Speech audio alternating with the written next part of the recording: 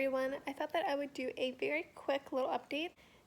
It has been maybe about a month, probably less than a month, since I ended up with a sinus infection, and unfortunately I can tell that I am definitely getting one again. Thank you, Sjogrens. I hate you. I've been having a lot of pressure like in my neck area, and my lymph nodes swollen again, which it's always swollen, but it tends to be like kind of rock solid sometimes, especially when I'm getting sick and it'll hurt. I'm pretty sure that having like chronically swollen lymph nodes can be a sign of Sjogren's. Unfortunately, that can be scary because lymphoma is something that's pretty common in Sjogren's as well. So if you do end up having a swollen lymph node and it won't go down, definitely see your doctor and get that checked out. But back to the sinus infection. I'm all snotty. I've been waking up probably about the past week feeling more fatigued than my new normal. Obviously, getting up in the morning is still pretty rough most days, but recently I've just not had as much energy as I have been since taking the Bystol. I had like no energy yesterday. Today I'm lacking a good amount. Have more shortness of breath, which sucks. I did check my blood pressure earlier just to make sure that my Bystol is still working, because before I was taking it, shortness of breath was definitely one of my more prevalent symptoms. Is that the right word? God, I never have the right words to say in these videos, but I think that's the right word. But anyways, you can probably tell that it's definitely more worse than usual, but my blood pressure ended up being pretty normal. I'm assuming it's just my sinus infection. My heart rate's been a little more elevated. I just don't want to deal with this right now. To be honest, I really don't, because I know that it's gonna flare up my fibromyalgia again, and it's just not fun. It's not fun being sick, period. It's definitely not fun being sick when you're chronically ill. Yeah. And then on top of that, I don't know if I ever mentioned this in the past, but at one point, earlier this year, I started getting these weird lesions on my skin. I had this big lesion on my abdomen, just kept getting bigger and bigger, and then I was starting to get all these little spots on my chest, and all these little spots on my arm. They kind of start off like they're gonna be pimples or just like benign little raised bumps, but then eventually they flatten out and they get kind of scaly and red. They get like a red raised edge around them. Basically, they end up looking like ringworm. So I had this huge spot, probably about that, maybe that big, my abdomen at one point. Saw my rheumatologist. She told me to get an antifungal. She thought that it was ringworm, but she gave me a number to call a dermatologist just in case if it doesn't go away within like the next couple weeks. So unfortunately it didn't. It kept getting worse. The thing with it too is that it wasn't really itchy at all, and neither were any of the little ones like spreading throughout my body. I was thinking maybe it was just, this was shortly after we got back from Hawaii, and in Hawaii I broke out in hives from the sun. So I was thinking maybe it was related. I saw my dermatologist and he took a biopsy, but unfortunately all he checked for was ringworm. So he basically ruled out ringworm, and he diagnosed me with something called pityriasis rosea. It's basically some kind of reaction that your skin will have to getting an infection, like a sinus infection or a cold, the flu. You will end up with these spots that get bigger and spread all over your body, and they actually, I believe a good amount of people will have them itch, but there isn't really like a treatment for it. If it's really itchy, they can give you a steroid cream, but besides that, you kind of just have to let it go away on its own. I think it typically takes around like 10 weeks to pass at least. He also told me that there's like a 1% chance of ever getting it again. Now, here's the problem.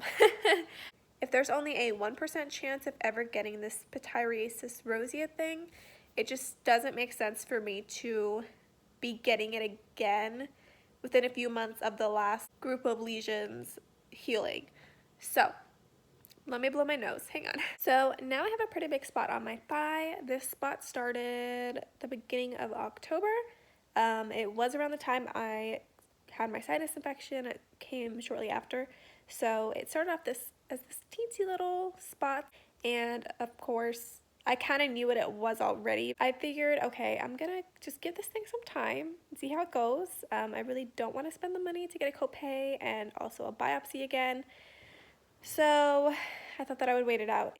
Unfortunately, after 2 weeks, it continued to get bigger. It's now probably about this big, maybe the size of like a silver dollar. And I am still continuing to get spots throughout the rest of my body. I have some on my arms. I have a good amount on my stomach and some spots spreading on my leg. So it's super annoying. So I finally decided, okay, I do need to see the dermatologist again. So I'd rather know than not know and just kind of be trying to make it go away on my own. So my past dermatologist is no longer with the office. So I had to see a new dermatologist, which is always kind of nerve-wracking, having to see a new doctor, because you don't know if they're a good human being. Let's just say that. My new dermatologist, she ended up being super sweet. She sounds very knowledgeable. I love her. I'm so grateful that I was able to meet with her. She asked me a lot of questions about Sjogrens and was talking about Plaquenil and how like I'm already immunosuppressed, and so that kind of makes you a lot more prone to getting different infections and stuff that most people aren't very prone to getting. Like she mentioned one, it's like a dust mite infection, or I'm not too sure, but you can get it if you've been traveling a lot. So she was thinking maybe that could be it because we were in Hawaii, but we were in Hawaii back in April.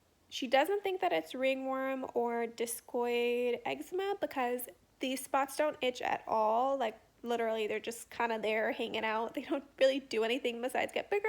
She ended up basically giving me a clinical diagnosis of SCLE, which stands for subacute cutaneous, I can't say that word, subacute cutaneous lupus erythemia, which stands for subacute cutaneous lupus erythematosus, which is a type of lupus. However, it is not SLE. This one is mostly towards your skin.